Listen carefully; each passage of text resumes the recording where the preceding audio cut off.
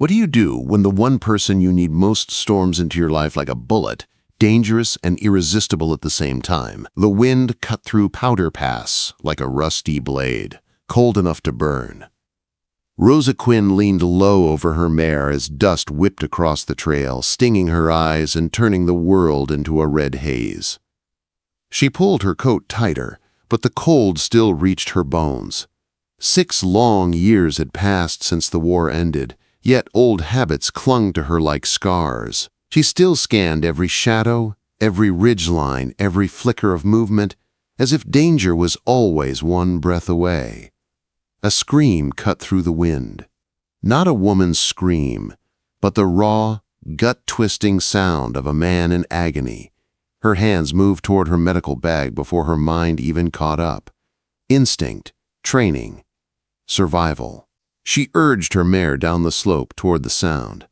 At the bottom of the pass, an overturned ore wagon lay in the dust, its wheel half buried in rock. 3 miners stood around it, pale under the cold dust, eyes wide with fear. One man lay trapped underneath the iron wheel, his leg twisted at a sickening angle. "Move aside," Rosa said, sliding off her horse even before it stopped. Her tone was sharp, steady, leaving no room for argument. One of the miners scowled. "Pam, this ain't no place for you. Ride on to town. Fetch Doc Morrison." "Doc Morrison's been dead 2 months," Rosa said, kneeling beside the injured man. "Unless you want your friend to bleed out while you talk nonsense, let me work." Shock had already taken hold. The injured miner's eyes rolled back, his breath short and rapid. Rosa pressed 2 fingers to his neck. Pulse quick, but strong. The wheel had crushed his lower leg, but the artery wasn't severed. Luck, or something like it. "You," she said to the youngest miner, "run to the saloon. Tell Marigold Hayes I need clean cloth and whiskey. Hurry!" The boy sprinted off. "The rest of you need to lift this wheel," she said. "Can't budge it," another miner muttered. "Load shifted, too heavy." Hoofbeats thundered down the pass. A black stallion burst through the dust like a shadow come alive. The man riding it moved with a calm, dangerous grace. Tall, broad-shouldered, a Colt on his hip, he swung off the horse in one smooth motion. Elias Crowe. The name whispered across Powder Pass like a warning or a prayer, depending on who you asked. Former cavalry scout, rancher, lone wolf, and a man who carried danger like a second skin. His gray eyes swept over the scene, pausing on Rosa for only a heartbeat before shifting to the trapped miner. "Need to cut the axle," he said simply. "Joss, you got that hacksaw?" While the miners scrambled, Elias crouched beside Rosa. "You the new midwife?" he asked. "Midwife and whatever else folks need," she said, not looking up. "Right now, I need this man freed before gangrene sets in." His eyes narrowed slightly. "You're military trained. Field Hospital, Pennsylvania 45th. He nodded once. 3rd Colorado Cavalry. For the first time, Rosa met his gaze. War recognized war. Darkness recognized darkness. "This will take some doing," Elias said. "That leg's mangled bad." "I've seen worse." She kept her hands steady. She had once held a boy's intestines in place while a surgeon worked. One crushed leg wouldn't break her. Elias rose, took command without raising his voice. He positioned the miners, then attacked the axle with clean, brutal strokes. Metal screamed under the saw. The miner beneath the wheel shuddered in pain. Rosa leaned close, murmuring steady, calm words as she monitored his pulse. The young miner returned breathless. Marigold Hayes right behind him with supplies in hand. The saloon owner's bright paint and sharp eyes softened when she saw who lay bleeding in the dust. "Lord have mercy," she breathed. "That's Tom Brennan. Got 3 little ones at home." "He'll see them again if everyone does their job," Rosa said. "Marigold, hold his head still. When they lift, he'll wake screaming." Without hesitation, Marigold knelt and cradled Tom's head. "Ready?" Elias called. Sweat darkened his shirt. His jaw was tight with effort. "On 3. 1, 2." The wheel lifted. Tom Brennan screamed. Rosa pulled him free, fast and clean. Blood stained her hands as she tore fabric away from the wound. Bone fragments. Torn flesh. But no pumping artery. He could live, if infection didn't take him. "If you're going to gag, do it somewhere else," Rosa snapped when one miner retched at the sight. Marigold handed her whiskey. Rosa cleaned the wound, fighting the wind and dust at the same time. "You always this bossy?" Elias asked, watching her wrap the leg with practiced speed. "You always ask questions when people are bleeding?" She shot back. Before Elias could answer, a new voice cut through the wind. "Madam," it said, smooth and cold. "You have no authority to practice medicine in my jurisdiction." Rosa looked up as Judge Silas Beckett rode toward them on a fine bay mare, flanked by 2 Pinkertons. His coat was tailored, his hands soft, his gaze hard as ice. "Man's dying," Elias said quietly. "Then he should wait for the new doctor," Beckett said. "Arriving next month." "Next month won't help Tom Brennan today," Rosa said, rising to her feet. Her hands were bloody, her patience thin. "I'm a trained nurse, Judge." "You are an unlicensed amateur," Beckett said. "Try this again, and you'll be arrested." The miners murmured angrily. Even the Pinkertons looked uneasy. Tom moaned, drifting in and out. "You'd let a man die for paperwork?" Rosa demanded. "What kind of justice is that?" "The only kind that matters," Beckett said, touching the brim of his hat. "Legal justice." He turned to leave, but not before adding, "Mr. Crowe will discuss your debt soon." Dust swallowed him. Marigold cursed under her breath. Rosa clenched her jaw. "Elias, help me rig a litter. We're taking Tom somewhere clean." "The saloon?" Marigold asked. "Too public," Rosa said. "Beckett will interfere." "Then bring him to my ranch," Elias said. "Beckett's laws don't run there. Not yet." Rosa studied him. Why risk it? Quote, Elias's gaze was steady. "Maybe I don't like watching men die either." They lifted Tom together, their movements strangely in sync. As they secured him, Rosa smelled something off. Sweet, bitter, wrong. Not the wound. His breath. A scent she remembered from poisoned wells back east. "Marigold," she called. "How many miners been sick lately?" "More than usual," Marigold answered quietly. Rosa's heartbeat quickened. Someone wasn't just hurting men with wagons. Someone was poisoning them. And Rosa Quinn was about to step into a war she didn't yet understand. Rosa had seen sickness before, but nothing settled in her gut quite like that strange, bitter almond scent on Tom Brennan's breath. It meant danger, quiet, invisible, killing men, long before bullets ever could. And as Elias's ranch came into view through drifting dust, she felt the weight of a truth she wasn't ready to speak aloud. Something was poisoning the miners. Something deliberate. Elias opened the ranch door with his shoulder while carrying Tom in both arms. The man was big enough to move a bull, but he handled Tom with a gentleness Rosa didn't expect. Inside, Rosa cleared the table with one sweep of her arm. "Lay him here." Elias did. Rosa worked quickly, washing the wound, packing it, binding it tight. Tom drifted in and out, feverish, mumbling for his children. Elias stood watch, jaw tight, eyes darker than storm clouds. "He'll live," Rosa said, finally stepping back. "But his fever isn't from the leg. Something else is wrong." "Poison," Elias said quietly. Rosa nodded. "I've seen soldiers with that same smell on their breath. Came from bad wells back east." Elias rubbed a hand across his jaw. "Our miners drink from the creek by the Copperhead Trail. Same water the mine uses." Rosa's pulse kicked hard. "Then we need to test it." Before Elias could answer, hoofbeats thundered outside, loud, fast, urgent. Elias moved to the door, hand hovering near his gun. But when it swung open, a familiar voice called out, "Rosa! Elias!" Marigold Hayes stood on the porch, breathless from hard riding. Her usual painted face was washed bare by worry. "You need to come quick," she said. "There's trouble at town." Rosa grabbed her bag. "What happened?" Another miner collapsed at the saloon. Same fever, same smell. Marigold swallowed hard. And Judge Beckett's stirring up folks. Says you're a danger to this town, Rosa. Elias stiffened. He would. Rosa stepped outside. Let him talk. I won't stop healing people. You don't understand, Marigold whispered. He brought in Pinkertons. Armed ones. They're looking for you. A cold wave ran through Rosa. Before she could speak, Elias stepped between her and the open yard. They won't take her, he said. Marigold's eyes darted to Rosa. You think I'd ride out here if I didn't care what happened to you? But you need to be careful. Beckett wants you gone before anyone else dies from this, whatever it is. Rosa glanced toward Tom Brennan, sweating and shivering on the table. I know what it is, she said quietly. I just need proof. Elias nodded once.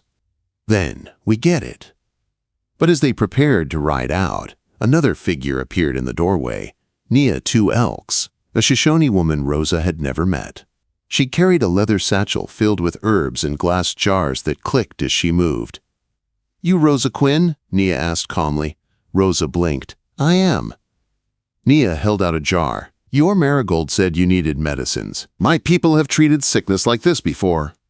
Rosa took the jar, studying the dried herbs inside. You know this illness? I know poison when I see it, Nia said softly, and I know the land around Copperhead. Mine is sick. Elias looked between them. The mine's been abandoned for years. Not abandoned, Nia corrected. Used, quietly, by someone who does not care who dies. Rosa swallowed hard. Judge Beckett. Nia nodded. Or whoever pays him. Marigold shivered. Whatever it is, we need to act fast. He's turning the town against Rosa, and folks are scared. Rosa squared her shoulders. Then we go into town. Quiet, careful. Elias drew his revolver, checking the chambers. And together. They rode under cover of dusk. Rosa kept her head down beneath her hat. Marigold rode ahead, acting as if she carried nothing but her usual gossip and saloon charm. Nia kept to the shadows, her eyes sharp and watchful. When they reached Ash Hollow, the town felt different. Too quiet, too tense. Lamps burned behind closed shutters. People whispered from porches. A stray dog barked, then darted under a wagon. At the saloon, the sound of groaning carried through the door. Inside, a young miner lay sprawled on the floor, sweat pouring from him. The same bitter almond scent reached Rosa's nose. She knelt beside him before anyone could speak. This is poison, she said firmly, same as the others. Whispers broke out among the miners. Poison? Water, maybe? Who'd do something like that? Before panic could spread, the saloon doors burst open. Judge Silas Beckett strode in, flanked by two Pinkertons, his cold eyes locked on Rosa. You're under arrest, he announced, for practicing medicine without license and for endangering the lives of this town. Elias stepped forward. She's saving lives. Stand aside, Crowe, Beckett said, or face charges for interference. Nia moved beside Rosa, her hand resting calmly on a knife at her hip. Marigold stepped forward too. Judge, enough. She's helping. Beckett cut her off. This woman, he pointed at Rosa, will bring nothing but death here. Rosa rose slowly, her voice steady. The real danger is coming from your direction, Judge, and you know it. The room fell silent. Beckett's eyes narrowed. Take her. Pinkertons reached for their guns, but before they could move, Elias pulled Rosa close behind him. His voice dropped low. Rosa, run. But Rosa didn't run, because at that exact moment, the young miner on the floor whispered a few broken words that froze everyone in place. It's the water from the mine. Every head turned, every suspicion shifted, and Judge Beckett's face lost a shade of color. Rosa realized one thing clearly. This wasn't about medicine anymore. This was war. The saloon went silent after the miner spoke. Even the piano player froze, with his hands hovering over the keys. And there, under the flickering lamplight, Rosa saw something she had been waiting days to see. Fear. Not from the townspeople, but from Judge Beckett. For one heartbeat, his polished mask cracked. Just a flicker, just enough. But Rosa saw it. So did Elias. So did Nia, whose hands slowly drifted closer to the knife at her belt. Beckett recovered quickly, too quickly. "The boy's delirious," he said, forcing a cold smile. "Poison in the water? Absurd. This woman fills your heads with nonsense, and now she wants to stir panic." Rosa stood tall. The entire room watched her, waiting. Fear, desperation, hope. People wanted answers, and she had them. "The water from the Copperhead mine is poisoned," she said clearly. "Slow poison. The kind that kills over weeks, not minutes." Gasps, whispers. A woman in the back began to cry. Beckett slammed a hand onto the counter. "That is enough. Arrest her!" Two Pinkertons stepped forward. Elias reached for his gun. Rosa grabbed his wrist. "No," she whispered. "Not here. Not now." But when she turned back toward Beckett, she saw that she wasn't the only one rising. Nia Two Elks stepped in front of Rosa, eyes cold as winter steel. Marigold moved beside her, shoulders squared. Then Tom Brennan, leaning heavily on a crutch, his face still pale from blood loss, but standing. "Judge," Tom said hoarsely, "the water at the mine, it made my whole crew sick. I was there. You can't hide it." Quote, the entire room shifted. Miners pushed to their feet. Cowboys moved closer to Rosa. For the first time, Beckett truly looked outnumbered. "You fools," he snapped. "You think you know anything about what's happening? None of you matter. This town, this entire valley is nothing. Replaceable. If some miners die, others will come." Rosa's blood ran cold. He wasn't denying it anymore. He was admitting it. A slow, dangerous murmur ran through the room. Elias spoke first. "So that's it then. You've been feeding poison into these men's water for months." Beckett's smile turned cruel. "You can't prove a thing." "Yet," Rosa said. With one sharp motion, Nia pulled from her satchel a jar filled with cloudy water. "This came from Copperhead Creek this morning," she said. "Smell it." Marigold uncorked it. Several miners gagged immediately. Beckett took a single step back. And that was enough to ignite the room. Two miners lunged forward first, but Elias shoved them back. "No," he said sharply. "We do this right." Rosa nodded. "We end this with truth, not violence." Quote, the Pinkertons looked between Beckett and the crowd. They were outnumbered 10-1. Their hands hovered near their guns, hesitant. Beckett's eyes darted, calculating. Then, suddenly, he bolted for the back door. "Elias!" Rosa shouted. Elias was already moving.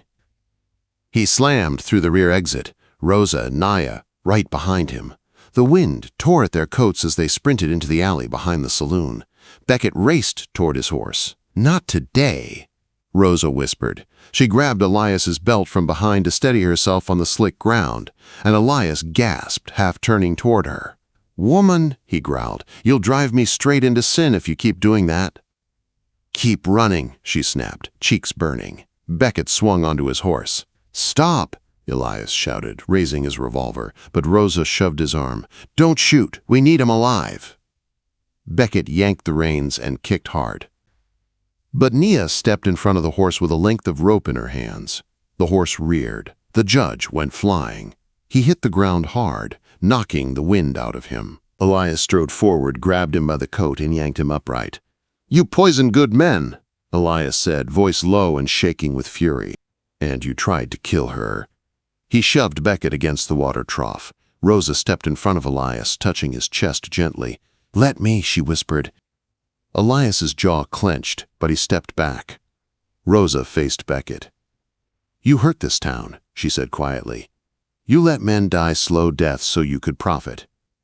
And you tried to stop anyone who could expose you." Beckett glared up at her. "You're nothing. A nurse. A nobody woman." Rosa leaned in so close he could smell the dust and fury on her skin. "And yet, here you are, on the ground, defeated. By the woman you said was nothing."